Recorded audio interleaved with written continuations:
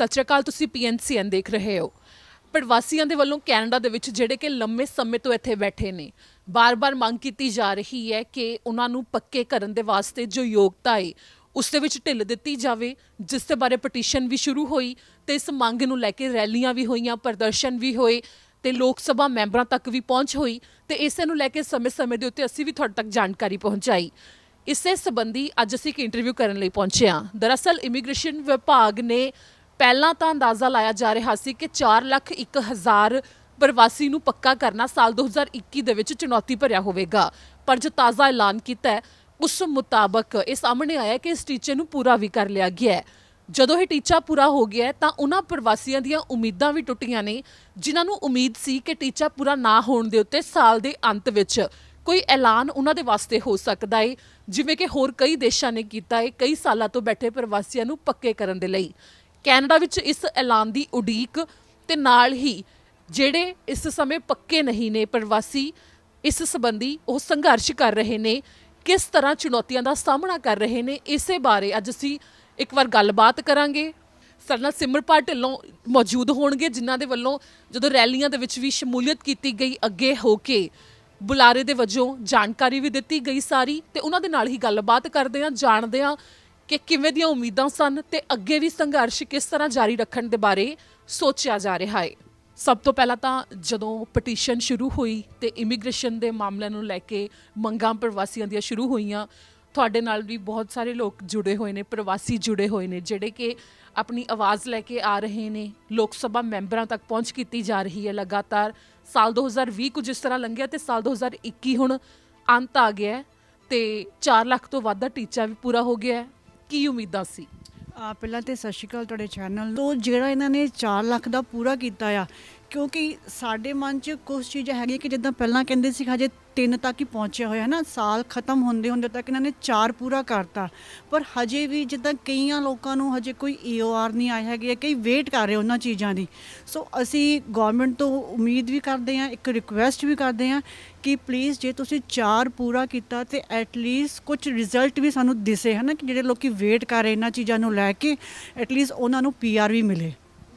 ਜਿਵੇਂ ਤੁਸੀਂ ਮੰਗਾਂ ਲਗਾਤਾਰ ਕਰ ਰਹੇ ਸੀ, ਪਟੀਸ਼ਨ ਵੀ ਸ਼ੁਰੂ ਕੀਤੀ ਸੀ, ਹੋਪ ਵੈਲਫੇਅਰ ਸੁਸਾਇਟੀ ਨਾਲ ਮਿਲ ਕੇ ਕੰਮ ਕੀਤਾ ਜਾ ਰਿਹਾ ਸੀ, ਤਾਂ ਲੋਕ ਸਭਾ ਮੈਂਬਰਾਂ ਤੱਕ ਜਦੋਂ ਪਹੁੰਚਦੇ ਸੀ ਤਾਂ ਉਹਨਾਂ ਦੇ ਵੱਲੋਂ ਕੀ ਕਿਹਾ ਜਾਂਦਾ ਸੀ ਤੁਹਾਨੂੰ? ਕਿਹੜੇ ਉਹਨਾਂ ਦੇ ਵੱਲੋਂ ਕੋਈ ਵਾਅਦੇ ਵੀ ਕੀਤੇ ਗਏ ਨੇ? ਕੀ ਜਦੋਂ ਅਸੀਂ ਪਟੀਸ਼ਨ ਵਗੈਰਾ ਸਟਾਰਟ ਕੀਤੀ ਸੀ ਉਦੋਂ ਸਟਾਰਟਿੰਗ 'ਚ ਤਾਂ ਸਾਨੂੰ ਇੱਕ ਉਮੀਦ ਸੀਗੀ ਕਿ ਹਾਂ ਸ਼ਾਇਦ ਕੁਛ ਹੋ, ਜਦੋਂ ਡਰਾਜ਼ ਨਿਕਲੇ ਸੀ ਸਾਰਾ ਕੁਛ, ਹੈ ਨਾ।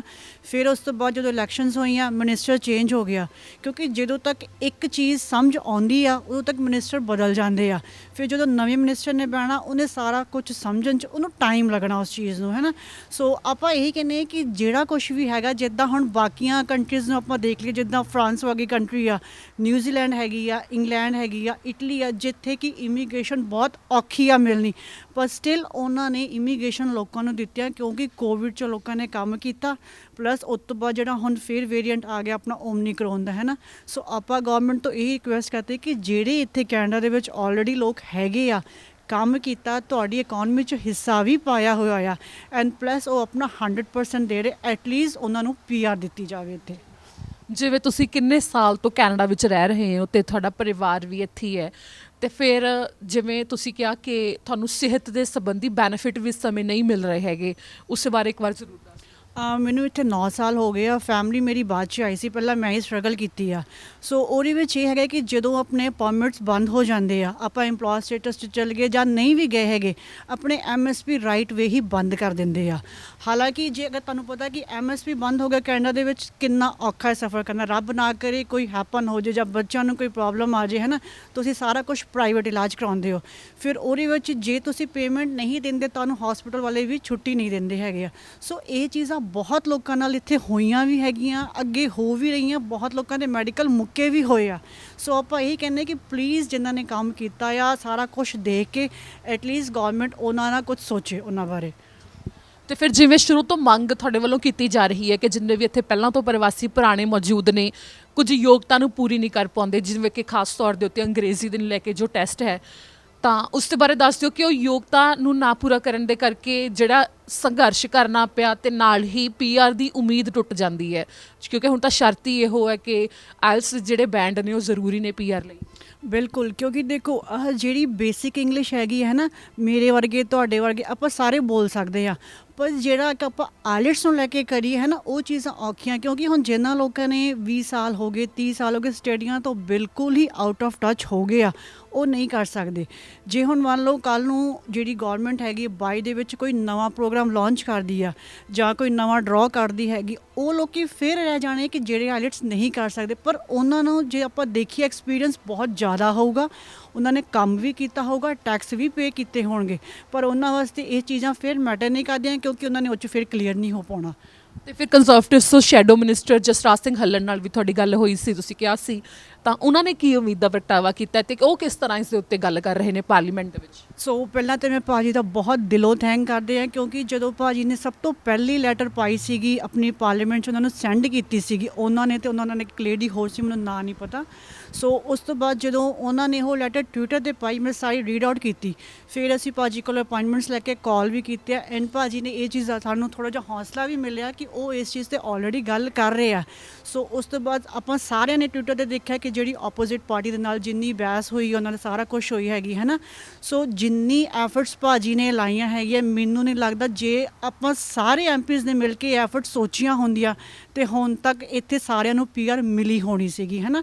ਸੋ ਆਪਾਂ ਇਹ ਕਹਿੰਦੇ ਕਿ ਤੁਸੀਂ ਇਹ ਨਾ ਸੋਚੋ ਕਿ ਹਾਂ ਦੂਸਰੀ ਆਪੋਜ਼ਿਟ ਪਾਰਟੀ ਗੱਲ ਕਰ ਰਹੀ ਹੈ ਜਾਂ ਅਸੀਂ, ਇੱਕ ਪਲੀਜ਼ ਤੁਸੀਂ ਇੱਕ ਹਿਊਮੈਨਿਟੀ ਕਰਕੇ ਸੋਚ ਕੇ ਦੇਖੋ ਕਿ ਲੋਕੀ ਕਿੰਨੇ ਕੁ ਪਰੇਸ਼ਾਨ ਹੋ ਰਹੇ ਹੈ ਨਾ। ਕੋਵਿਡ 'ਚ ਕੰਮ ਵੀ ਕਰ ਰਹੇ ਆ, ਇੰਨੇ ਖਰਾਬ ਵੈਦਰ 'ਚ ਵੀ ਲੋਕੀ ਕੰਮ ਕਰ ਰਹੇ, ਆਪਣਾ ਬੈਸਟ ਦੇ ਰਹੇ ਆ, ਪਰ ਸਟਿਲ ਗੌਰਮੈਂਟ ਫਿਰ ਵੀ ਉਹਨਾਂ ਬਾਰੇ ਕਿਉਂ ਨਹੀਂ ਸੋਚ ਰਹੀ ਹਜੇ ਤੱਕ ਕੁਛ ਵੀ। ਜਿਵੇਂ ਜਸਰਾਜ ਸਿੰਘ ਹੱਲਣ ਨੇ ਪਾਰਲੀਮੈਂਟ ਵਿੱਚ ਇਮੀਗ੍ਰੇਸ਼ਨ ਬਾਰੇ ਜਿਹੜਾ ਸਵਾਲ ਵੀ ਕੀਤਾ ਸੀ, ਉਹ ਇਸ ਬਾਰੇ ਸੀ ਕਿ ਜਿਹੜਾ ਬੈਕਲੌਗ ਪਿਆ, ਉਹਨਾਂ ਨੇ ਇਹ ਜ਼ਿਕਰ ਨਹੀਂ ਕੀਤਾ ਕਿ ਇੰਨੇ ਸਾਲ ਤੋਂ ਜਿਹੜੇ ਪ੍ਰਵਾਸੀ ਨੇ ਤੇ ਉਹ ਇਸ ਯੋਗਤਾ ਨੂੰ ਪੂਰਾ ਨਹੀਂ ਕਰ ਪਾ ਸਕਦੇ ਆਇਲਸ ਨੂੰ ਲੈ ਕੇ ਜੋ ਤੁਸੀਂ ਮੰਗ ਕੀਤੀ ਸੀ, ਤਾਂ ਉਸ ਮੁਤਾਬਕ ਤਾਂ ਉਹਨਾਂ ਨੇ ਇਹ ਪਾਰਲੀਮੈਂਟ 'ਚ ਜ਼ਿਕਰ ਨਹੀਂ ਕੀਤਾ। ਉਹਨਾਂ ਨੇ ਸਿਰਫ ਬੈਕਲੌਗ ਦੀ ਗੱਲ ਕੀਤੀ ਹੈ, ਜੋ 18 ਲੱਖ ਫਾਈਲ ਪਈ ਹੈ, ਜਾਂ ਫਿਰ ਵਰਕ ਪਰਮਿਟ ਲੱਗੇ ਹੋਏ ਨੇ ਜਾਂ ਪੀਆਰ ਕਈ ਸਾਲ ਤੋਂ ਉਡੀਕ ਕਰ ਰਹੇ ਨੇ। ਹਾਂਜੀ ਬਿਲਕੁਲ, ਕਿਉਂਕਿ ਸਭ ਨੂੰ ਪਤਾ ਹੈਗਾ ਕਿ ਜਿਹੜਾ ਕਿੰਨਾ ਕੁ ਬੈਕਲੌਗ ਇਕੱਠਾ ਹੋਇਆ ਪਿਆ ਹੈ ਨਾ। ਹੁਣ ਕਈ ਲੋਕਾਂ ਨੇ ਪਰਮਿਟਸ ਵੀ ਅਪਲਾਈ ਕੀਤੇ ਹੋਏ ਆ, ਜਿਹੜੀ ਪਰਮਿਟ ਅਪਲਾਈ ਕਰਨ ਨੂੰ 3 ਮਹੀਨੇ ਜਾਂ ਵੱਧ ਤੋਂ ਵੱਧ 2.5 ਮਹੀਨੇ ਲੱਗਦੇ ਸੀ, ਉਹੀ ਪਰਮਿਟ ਹੁਣ 6-6 8-8 ਮਹੀਨੇ ਲੱਗ ਰਹੇ ਆ। ਜਦੋਂ ਆਪਾਂ ਐਲਐਮਆਈ ਤੇ ਨਾ ਭਰ ਕੇ ਭੇਜੇ ਸੀ, ਉਹਨੂੰ ਹਾਰਡਲੀ ਵੀਕ ਲੱਗਦਾ ਸੀ ਜਾਂ 3 ਦਿਨ ਲੱਗ ਰਹੇ ਸੀ, ਉਹਨੂੰ ਵੀ ਹੁਣ 3-3 4-4 ਮਹੀਨੇ ਲੱਗ ਰਹੇ ਹੈਗੇ ਨਾ। ਸੋ ਉਹਦੇ ਨਾਲ ਕੀ ਹੋ ਰਿਹਾ ਕਿ ਉਹਨਾਂ ਦਾ ਕੰਮ ਸਾਰਾ ਇਕੱਠਾ ਹੋ ਰਿਹਾ ਇਮੀਗ੍ਰੇਸ਼ਨ ਦਾ। ਜਦ ਤੱਕ ਤੁਸੀਂ ਉਹ ਨਹੀਂ ਕਲੀਅਰ ਕਰਦੇ, ਆਪਾਂ ਇਹੀ ਕਹਿੰਦੇ ਹਾਂ ਕਿ ਜਿੰਨਾ ਚਿਰ ਉਹ ਕਲੀਅਰ ਨਹੀਂ ਹੁੰਦਾ ਹੈਗਾ, ਤੁਸੀਂ ਪਲੀਜ਼ ਕੋਈ ਨਵਾਂ ਡਰਾਅ ਨਾ ਕੱਢੋ, ਕਿਉਂਕਿ ਜੇ ਤੁਸੀਂ ਨਵਾਂ ਡਰਾਅ ਫਿਰ ਕੱਢਦੇ ਹੋ ਤੁਹਾਡੀਆਂ ਫਾਈਲਾਂ ਫਿਰ ਇਕੱਠੀਆਂ ਹੋ ਜਾਣੀਆਂ। ਸੋ ਤਾਂ ਕਰਕੇ ਉਹ ਭਾਜੀ ਕਹਿੰਦੇ ਸੀ ਕਿ ਪਹਿਲਾਂ ਬੈਕਲੌਗ ਕਲੀਅਰ ਕਰ ਲਿਆ ਜਾਵੇ, ਉਸ ਤੋਂ ਬਾਅਦ ਆਪਾਂ ਕੁਝ ਨੈਕਸਟ ਸੋਚੀਏ। ਤੇ ਅੰਤ ਵਿੱਚ ਮੇਰੇ ਤੋਂ ਕੁਝ ਪੁੱਛਣ ਤੋਂ ਰਹਿ ਗਿਆ ਹੋਵੇ, ਤੁਸੀਂ ਆਪਣੇ ਵੱਲੋਂ ਕਹਿਣਾ ਚਾਹੁੰਦੇ ਹੋ, ਤੇ ਨਾਲ ਹੀ ਜੋ ਮੰਗਾਂ ਤੁਸੀਂ ਕਰ ਰਹੇ ਹੋ, ਕਈ ਥਾਵਾਂ ਦੇ ਉੱਤੇ ਗਏ, ਰੈਲੀਆਂ ਵੀ ਕੀਤੀਆਂ, ਤਾਂ ਕੀ ਸਾਲ 2022 ਦੇ ਵਿੱਚ ਵੀ ਜਦ ਤੱਕ ਪੂਰੀਆਂ ਨਹੀਂ ਹੁੰਦੀਆਂ ਇਸੇ ਤਰ੍ਹਾਂ ਜਾਰੀ ਰਹਿਣ ਵਾਲਾ ਹੈ? ਬਿਲਕੁਲ, ਆਪਣੀ ਕੋਸ਼ਿਸ਼ ਇਹੀ ਰਹੂਗੀ ਕਿ ਸਾਰੇ ਆਪਾਂ ਇਹੀ ਉਮੀਦ ਗੌਰਮੈਂਟ ਤੋਂ ਕਰਾਂ ਕਿ ਜਿਹੜਾ ਹੁਣ ਨਵਾਂ ਸਾਲ ਆਉਣਾ ਐਟਲੀਸਟ ਇੰਨਾ ਕੁ ਵਧੀਆ ਹੋਵੇ ਸਾਰਿਆਂ ਵਾਸਤੇ ਕਿ ਜਿਹੜੇ ਆਪਣੀ ਫੈਮਲੀਆਂ ਤੋਂ ਦੂਰ ਬੈਠੇ, ਆਪਣੇ ਬੱਚਿਆਂ ਤੋਂ ਦੂਰ ਬੈਠੇ, ਕਈ ਆਪਣੇ ਹਸਬੈਂਡ ਵਾਈਫ ਤੋਂ ਦੂਰ ਹੈ ਨਾ, ਐਟਲੀਸਟ ਉਹਨਾਂ ਦੀਆਂ ਸਾਰੀਆਂ ਜਿਹੜੀ ਉਮੀਦਾਂ ਨਵੇਂ ਸਾਲ 'ਚ ਪੂਰੀਆਂ ਹੋਣ ਔਰ ਸਾਰਿਆਂ ਨੂੰ ਪੀਆਰ ਦਿੱਤੀ ਜਾਵੇ। ਉਹਨਾਂ ਦਾ ਕੰਮ ਦੇਖ ਕੇ ਜਿੱਦਾਂ ਬਾਕੀ ਕੰਟਰੀਜ਼ ਨੇ ਇਮੀਗ੍ਰੇਸ਼ਨ ਖੋਲ੍ਹੀ ਹੈਗੀ, ਐਟਲੀਸਟ ਆਪਣੀ ਕੈਨੇਡਾ ਗੌਰਮੈਂਟ ਵੀ ਕੁਛ ਕਰੇ ਇੱਦਾਂ ਦਾ, ਤਾਂ ਕਿ ਉਹਨਾਂ ਨੂੰ ਥੋੜ੍ਹਾ ਜਿਹਾ ਹੌਸਲਾ ਹੋਵੇ ਇਹਨਾਂ ਚੀਜ਼ਾਂ ਨੂੰ। Thank you. Thank you so much. ਜਿਵੇਂ ਕਿ ਇੱਥੇ ਅਸੀਂ ਗੱਲਬਾਤ ਕੀਤੀ ਹੈ, ਸੰਘਰਸ਼ ਅੱਗੇ ਵੀ ਜਾਰੀ ਰਹੇਗਾ, ਮੰਗਾਂ ਜਾਰੀ ਰਹਿਣਗੀਆਂ। ਸਾਲ 2020 ਦੇ ਵਿੱਚ ਇਹ ਸੰਘਰਸ਼ ਸ਼ੁਰੂ ਹੋਇਆ ਸੀ ਇੱਕ ਪਟੀਸ਼ਨ ਤੋਂ, ਜਿਸ ਤੋਂ ਬਾਅਦ ਵੱਡੀ ਗਿਣਤੀ ਵਿੱਚ ਪ੍ਰਵਾਸੀ ਨਾ ਸਿਰਫ ਇੱਕ ਸੂਬੇ ਵਿੱਚ ਕੈਨੇਡਾ ਦੇ, ਸਗੋਂ ਕੈਨੇਡਾ ਭਰ ਵਿੱਚ ਵੱਖੋ ਵੱਖਰੇ ਸੂਬਿਆਂ ਤੋਂ ਇਕੱਠੇ ਹੋਏ, ਜਿਨ੍ਹਾਂ ਦੇ ਵੱਲੋਂ ਇੱਕੋ ਬੈਨਰ ਹੇਠ ਇੱਕੋ ਮੰਗ ਬਾਰ-ਬਾਰ ਕੀਤੀ ਜਾ ਰਹੀ ਹੈ। ਤੇ ਇਸ ਨੂੰ ਲੈ ਕੇ ਕੈਨੇਡਾ ਦੇ ਇਮੀਗ੍ਰੇਸ਼ਨ ਮੰਤਰੀ ਦੇ ਵੱਲੋਂ ਅੱਗੇ ਕੀ ਕਿਹਾ ਜਾਂਦਾ ਹੈ, ਕੈਨੇਡਾ ਸਰਕਾਰ ਦੇ ਵੱਲੋਂ ਕੀ ਫੈਸਲਾ ਲਿਆ ਜਾਂਦਾ ਹੈ, ਤੇ ਇਸ ਸੰਬੰਧੀ ਜੇਕਰ ਭਵਿੱਖ ਦੇ ਵਿੱਚ ਕੋਈ ਐਲਾਨ ਵੀ ਹੁੰਦਾ ਹੈ, ਉਸ ਦੇ ਬਾਰੇ ਅਸੀਂ ਤੁਹਾਡੇ ਤੱਕ ਜਾਣਕਾਰੀ ਪਹੁੰਚਾਵਾਂਗੇ। ਮੈਨੂੰ ਦਿਓ ਇਜਾਜ਼ਤ, ਸਤਿ ਸ਼੍ਰੀ ਅਕਾਲ।